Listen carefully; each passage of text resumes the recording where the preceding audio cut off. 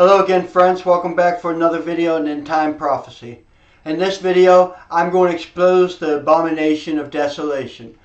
By expose, I mean I'm going to help you understand what an abomination of desolation is. And once you know what it is, then you'll understand who it is. Daniel 12:11 says, "From the time the daily shall be taken away, and the abomination that makes desolate set up," does not have to be the same event. They just have to meet that criteria. Will be 1,290 days. Matthew 24:15 tells us, "And when ye therefore shall see the abomination of desolation spoken of by Daniel the prophet stand in the holy place, whosoever reads, let him understand." Now, hopefully I can remember. Alright, after this video, and I talk a little bit about this, and I explain to you who it is, which I've already told you in several videos who I believe it is. So, I want you to go reread Matthew 24 and the accounts in Luke, because it's not talking about the time of the Roman siege. It's talking about the time of the desolation, when the abomination is put in place that treads down the sanctuary. Daniel 9:2. "And in the first year of his reign, I, Daniel, understood by books the numbers of years whereof the word of the Lord came to Jeremiah the prophet, that he would accomplish 70 years in the desolations of Jerusalem." Biblically speaking, desolations have taken in the past. So let's see what a desolation is. Isaiah 1:7 says, "Your country is desolate. Your cities are burned with fire. Your land, strangers devour it in your presence. And it is desolate as overthrown by strangers." So a desolation would be an overthrowing by strangers. And they're being burned with fire and such. That's just what they do. Revelation 17:16 and 17. "And the 10 horns which you saw upon the beast, these shall hate the whore and make her desolate." They're going to tread it in her presence. They're going to burn it. They want to see the whore naked. They want to eat her flesh, and they want to burn her with fire. They don't like the whore. They have no good intent toward Jerusalem. For God has put in their heart to fulfill His will and to agree and to give their kingdom to the beast until the word of the Lord shall be fulfilled. 17:12 says, "The 10 horns which you saw are 10 kings, which have received no kingdom as of yet, but receive power as kings 1 hour with the beast." Daniel 9:26. "And after 62 shall anointed be cut off, and be nothing, and be not for him."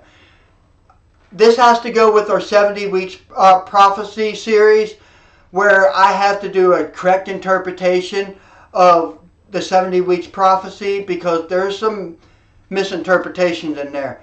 And we'll talk about that at that time. But I altered the word a little bit here. If you want to do your homework and check me, do so. But don't call me a liar unless you do so. Alright. "After 62 weeks shall anointed be cut off, and be not for him." It's for somebody else. "And the people of the prince that shall come shall destroy the city and the sanctuary." This was a self-inflicted wound.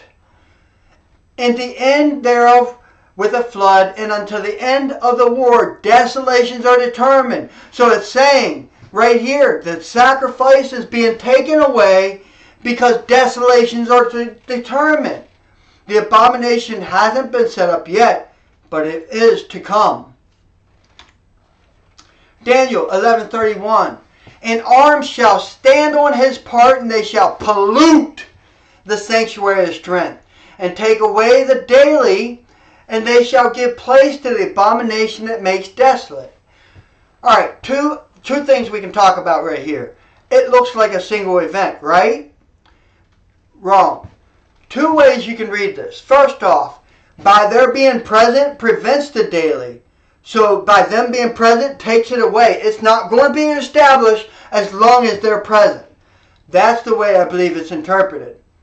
The other way they can be interpreted is that, well, there's actually three ways. The first way that people might want to take it as one event. The second way that I just described, that by being there, they prevent it from happening, therefore they take it away. The third is that it's reestablished. It may be reestablished based on Revelation chapter 11. And I really do believe that offerings will be reestablished very soon. And at that point in time, it's going to anger the beast. And the beast is going to consolidate forces, arise the last empire, and boom, take it away again and trample it down. And at that time, God's going to stand up. Jesus is going to come back. Daniel 9:27. And he shall confirm the covenant with many for 1 week, and shall cause the sacrifice of oblation to cease. This happened by a high priest and the zealots in 66 AD. Josephus records the events that where Annas ben Annas and his fellow Sadducees were there at Jerusalem to try to get things under control so that they can mediate a truce with Rome and still preserve the temple and everything, okay? But there were the high priest and the zealots. They took the temple, all right? They stopped the sacrifices for any foreigner. Listen, God loves worship, and God loves when we give Him offerings. God don't want sin offerings. He would rather us give free will offerings to Him. It's more like it's a gift. It's a gift at that point, where a sin offering would be debt. God don't want you to be in debt with Him. He wants you to be right with Him. But He does want you to worship Him. The priest stopped sacrifices to anyone except Jews. We got to talk about this more specifically in my other series. But the reason this was done was for the overspreading of abominations. He shall make it desolate. The high priest did this. And until the consummation, and that determined, which shall be poured upon the desolate. He will make it desolate from that time forward until that which is poured upon the desolate, or the desolating, the desolators. Daniel 8:11, 12. Yea, he shall magnify himself even to the prince of the host, and from them the daily shall be taken away, and the place of his sanctuary cast down. Again, this could be one of three events, meaning it happens at the same time, or by their being there prevents it, so they take it away, or it's reestablished and then they take it away. And a host was given over the daily by trespass, by transgression, but by trespass, and it cast down the truth to the ground and practiced and prospered. What is the truth? Israel is God's witnesses. Before God, there was no other God. And after God, there will be no other God. He is one, alone. But they introduce a new God. And that God does not go with the Old Testament. That's all I have for you guys in revealing the desolation to you. The abomination is a detestable thing. A detestable thing would be any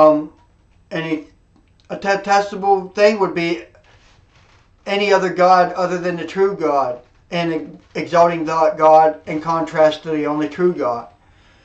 The desolation would be strangers devouring the land in your presence. That's all I have for you guys. Have a nice day.